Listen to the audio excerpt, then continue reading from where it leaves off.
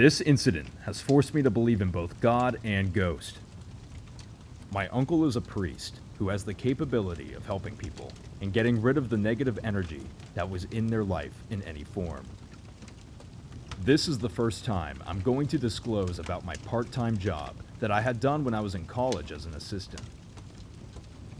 One evening, I got a call from him saying, "Be ready at 7:30. As it was my first time with him, I was very curious about the things I was going to see. He carried his sacred clothes, and we began our journey to the Brahmin's house that was affected by black magic. I behaved in a cool manner in the beginning, and was just there for the money that I'm going to get in the end. The puja began, and my uncle was dressed in his sacred clothes. He walked straightly, throwing a piece of lemon and leaves in a place, and asked the people of that house to dig that land.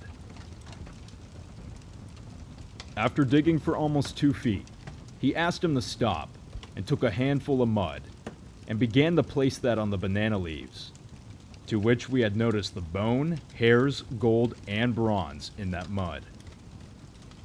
That was a type of experiment in black magic, where elders in the experimentee's house start to die within 6 months, and it even moves on its own. As I was his assistant, he asked me to burn it. I took everything that was on the leaves and started to burn it using petrol.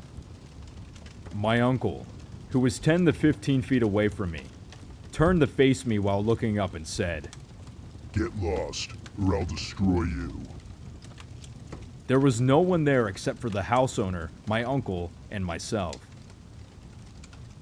I just panned my head up and almost felt a heart attack, for in that moment, I began to see a well-built demon in the shape of a female climbing the tree like a reptile. He immediately took an egg and turned it around and broke it right in front of me, to which there was blood inside of it. I had only escaped that encounter by inches. This has made me believe in things that no other person could possibly even imagine.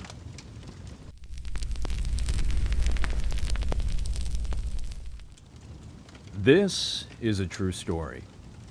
We were staying in this fancy hotel for my cousin's wedding. I was 12. I woke up to a rough shove, assuming that my sister was waking me up. It was early in the morning, about 7:30. I groggily stepped out of bed and was hit with hairspray fumes. I heard the sound of someone taking a shower, as well as loud, hurried footsteps and repetitive spritz of the hairspray can. I walked to my dresser and pulled out a blouse and skirt. As I got dressed, I heard knocking on my door. I pulled my top fully on and opened the door, but no one was there. I was kind of freaked out right about then, but I knew that it must have been my imagination, as I was about half asleep at the time. As I exited the bedroom, I heard the shower shut off as I passed the lavatory, and then my father's heavy footsteps. At the end of the hall, there was another restroom.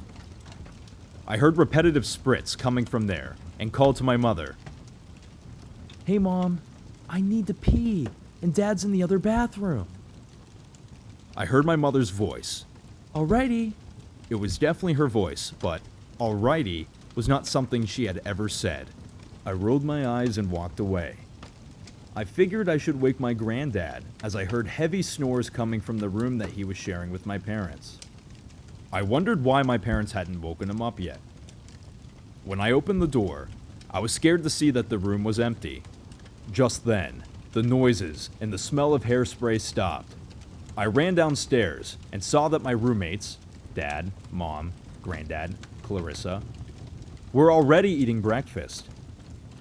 I checked my watch and saw that it was already 10 o'clock. My mom stared at me. "What?" I thought. My sister then said, "What the heck?" I asked them what was wrong. My sister then said, "You literally just went to the bathroom," and pointed to the lavatory next to the small kitchen area. I walked over there and pressed my ear to the door. Sure enough, someone was in there, washing their hands. I shook it off and counted my fingers. 10 of them. I wasn't dreaming. I knocked on the door, and inside the bathroom, I heard my own voice calling out. Alrighty. I looked over at my parents, sister, and granddad, who were all pale. Behind my back, I heard the lock click, followed by my own voice saying, Hey there, Sarah. and footsteps. I turned around, just in time to see my own feet, dressed in black velvet flats, turning the corner on the staircase. I felt paralyzed with fear, and goosebumps crept up my back. I wasn't able to move for about a minute before I told my family all about what had happened a few moments ago. My sister told me that yesterday, when she woke up, I wasn't in my bed, but she heard noises coming from the bathroom. When she went there, she saw me walking down the hall in my PJs and called out to me, but I just kept on walking.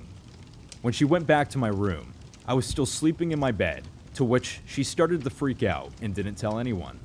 Fast forward to 2 years later, my cousin now has a 6-month-old baby, and we're talking to each other over tea. I told my cousin about what happened to me and my sister, and she froze. "That happened to you too?" she said. I felt goosebumps return to my arms and legs. She then told me that she had woken up and walked downstairs when she saw her fiancé, now husband, sitting at the table eating cereal. He greeted her, then said that he was going to get something from upstairs. It took him so much time to the point that she felt sort of concerned and went to go check on him. He was still asleep, still in his pajamas.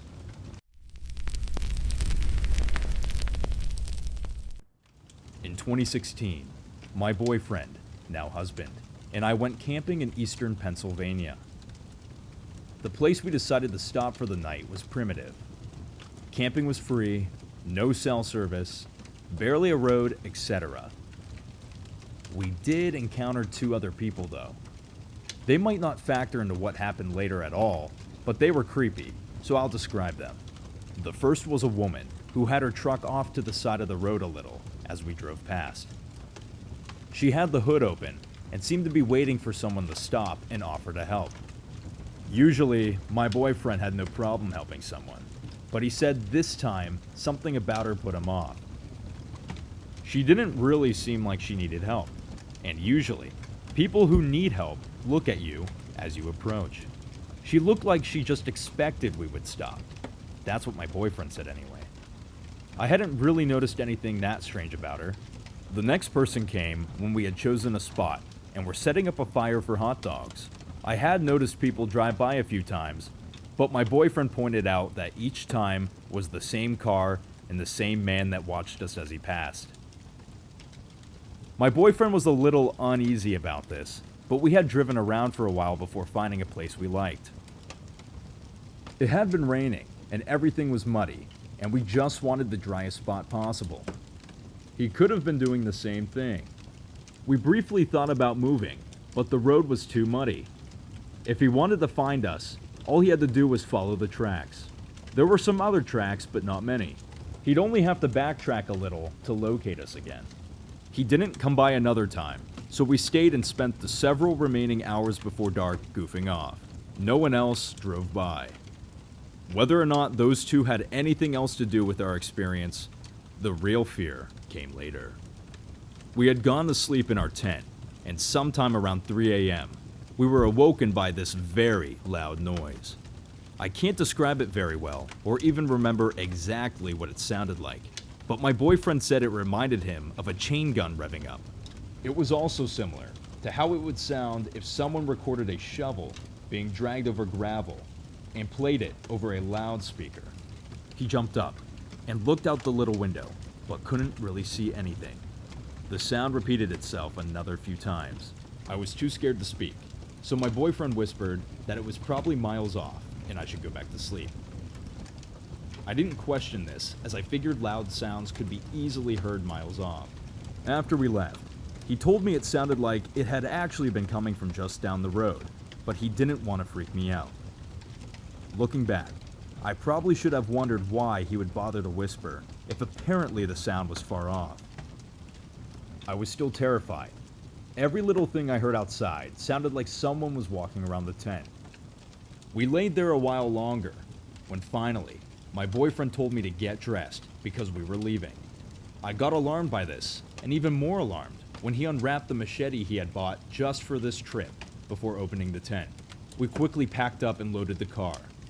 I looked around for footprints that weren't our own, but despite the moon providing plenty of light, I couldn't really see. I did point out something my boyfriend hadn't noticed though, before we got into the car. There was a beer can by our dead fire that wasn't there before. We didn't even bring beer. While we were driving away, my boyfriend explained that he was nervous someone might have been trying to lure us out, so he didn't think it was a good idea to run out from the tent right away. He also half expected to find our gas tank had been siphoned out. But that wouldn't have stopped us because we had a hybrid car. We joked that it would make for a funny hybrid commercial. We only joked because we were about shitting ourselves from fear and adrenaline even then. For the rest of our trip, we only stayed in well-populated campsites or got a hotel. I'd like to thank you guys for listening. It truly means a lot that you checked out my first video. I'm hoping I can do plenty more of these videos, along with user-sent stories and other content. If you'd like to submit your own story, you can reach me via email or my social medias that will be linked in the bio below. If you have any channel or content suggestions, those would be appreciated as well. Don't forget to like, subscribe, and comment your favorite story down below. Oh, and by the way, don't close your eyes tonight. This has been Dark Reads. Make sure you tune in next time. Peace.